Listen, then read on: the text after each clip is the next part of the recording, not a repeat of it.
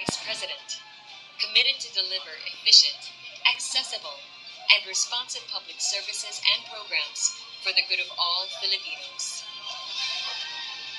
Chair recognizes Senior Deputy Majority Leader Sandro Yes, Marcos. in line with the long-standing tradition of giving the Office of the Vice President parliamentary courtesy, I move to terminate the budget of the Office of the Vice President.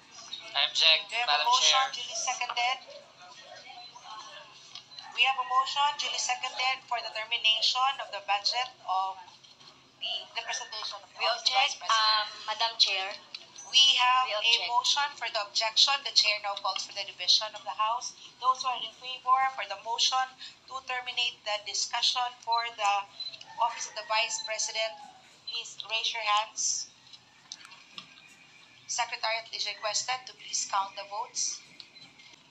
We have 21 members of the Committee on Appropriations manifesting for the approval of the motion. The chair declares for the motion to terminate the presentation of the budget approved. Madam Chair, may we have a manifestation?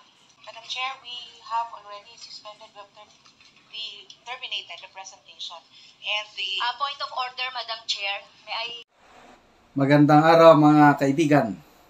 Ang ating minamahal na BP Inday Sara humarap sa House Appropriations Committee Budget deliberation kanina. Alam nyo, in less than 20 minutes, approve ang budget. Ang nagpatagal lang yung audiovisual presentation ng Office of the Vice President. Nakalagay doon yung breakdown ng hinihinging budget.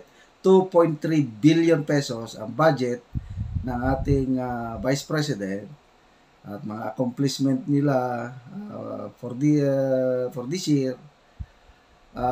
Immediately after yung audiovisual presentation, yun na, nag-move na si Representative Ferdinand Marcos, si Congressman Sandro. I move to terminate the discussion related to the budget of the Office of the Vice President as a parliamentary courtesy, long-standing tradition, sabi ng Representative Marcos. I second the motion. Yun. Kaya lang, nag-object as usual yung Makabayan Black Congresswoman Franz Castro na yung nananakot na impeach daw nila si BP Sara dahil sa paggamit ng intelligence funds. So, kailangan ngayon ng botohan ng members of the committee. So, botohan. Ilan?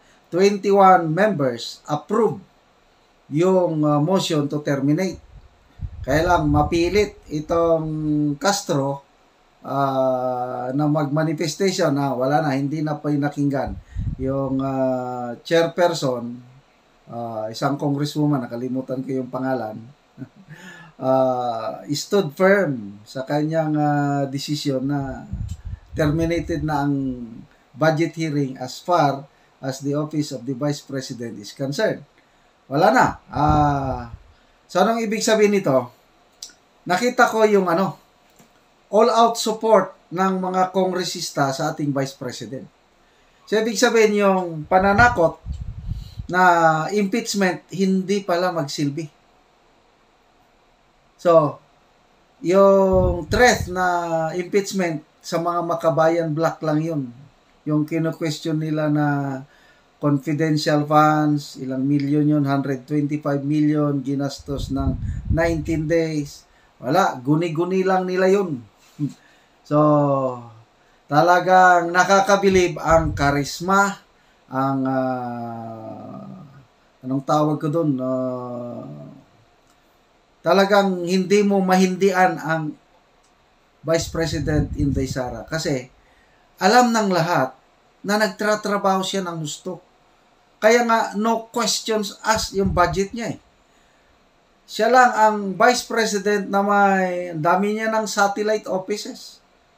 More than 10 na ata, 19. All over the country. Dito sa Mindanao, 5 ang satellite offices ng Vice President. Okay, Davao, sa may Cotabato, sa Tandag, basta 5 dito sa ano eh. And then, meron din sa Visayas, ang marami sa Luzon. More than 10 satellite offices na ito, mga lalapitan ng mga tao na nangangailangan, social action centers ito. Para bang similar sa Malasakit Center ni Senator Bongo. So, sino ba namang ayaw ng ganyan? Kaya, walang reklamo in the way na pinapalakad ni BP Inday Sara ang kanyang opisina. Kaya makita nyo, 21 members ang bumoto, no questions asked, pasado. Hindi katulad nung kay Lenny, panahon ni Tatay Digong, nako, may mga dami pang tanong-tanong. Dito kay BP Sara, ayun na, ayos na ang kasunod. So, what does this mean? Nako, by 2028, talagang mahihirapan kahit sino man. Alam nyo na kung sino yung nag-aambisyon. Yung ganitong suporta ng mga kongresista sa budget ng ating Vice Presidente, it speaks of 2028. Wala talaga. So, good luck po sa ating Vice Presidente. Sana yung kanyang kalusugan ma-maintain. Okay? Importante ang health. Sana hindi siya magbago. Kasi mula pa noon, mayor pa siya, hinahangaan ko na, personally hanggang ito, Vice President, ganun pa rin, hindi siya nagbago. And I'm sure, by 2028, yan ang tunay na bayan babangon muli pag ang isang katulad ni BP Inday Sara ang mamuno sa ating bansa, may tapang at malasakit, hindi siya pwedeng takutin ng sino man. Okay, panoorin natin yung buong 5 minutes na budget deliberation para makita nyo kung paano napahiya, nasupalpal yan si Representative Franz Castro. In line with the long-standing tradition of giving the Office of the Vice President parliamentary courtesy, I move to terminate the budget of the Office of the Vice President. I object, We have a Madam motion Chair. duly seconded. We have a motion duly seconded for the termination of the budget of the presentation of the We Office of the Vice object, President. Madam Chair. We have we a object. motion for the objection. The chair now calls for the division of the House. Those who are in favor for the motion to terminate the discussion for the Office of the Vice President, please raise your hands. Secretariat is requested to please count the votes.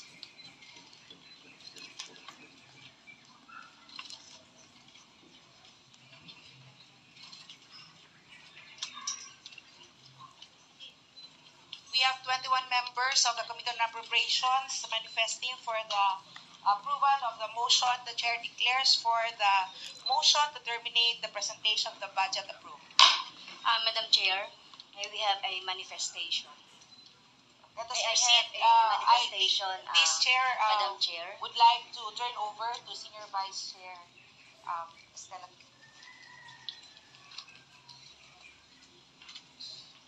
Madam Chair, may I manifest, Madam Chair?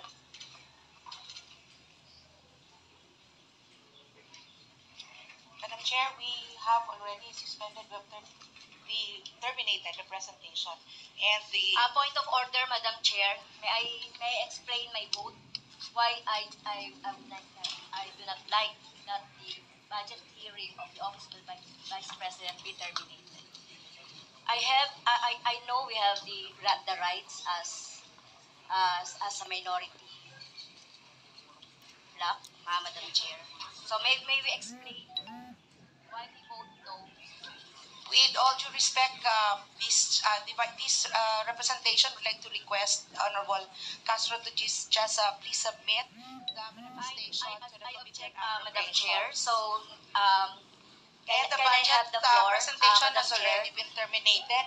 So, we would like to So, Madam request Chair, hindi Her natin Honor ito to submit the inaasahan. presentation. Madam Chair, yung ganitong And once again, proceedings. this budget briefing is At meron suspended. po tayong meron po tayong issue na dapat na pakinggan ng ating taong bayan at masagot ng Office of the Vice President. So, Madam Chair, kaya talagang kailangan maipaliwanag itong 125 million.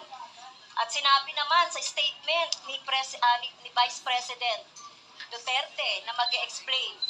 So, Madam Chair, I have the right to explain why I voted no. Kailangan malaman itong 125 million na not confidential fund pero ginastos ng Office of the Vice President at kung saan ito nanggaling, paano ito ginastos, Madam Chair. So,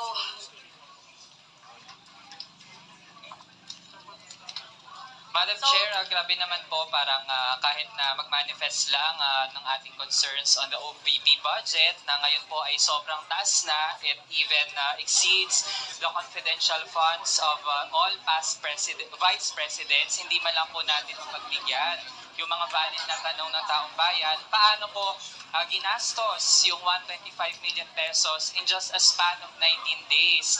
Pinag-uusapan na po ito ng taong bayan, pero tayo po sa Kongreso para bang we are shielding this office from responding to questions kahit nandito naman po ang mga kinatawan ng ating Office of the Vice President, Madam Chair. Kaya po hindi po tayo pumapayag sa ganitong proceedings. Shortcut po natin ang maanumalyang paggamit ng pondo ng Office of the Vice President in violation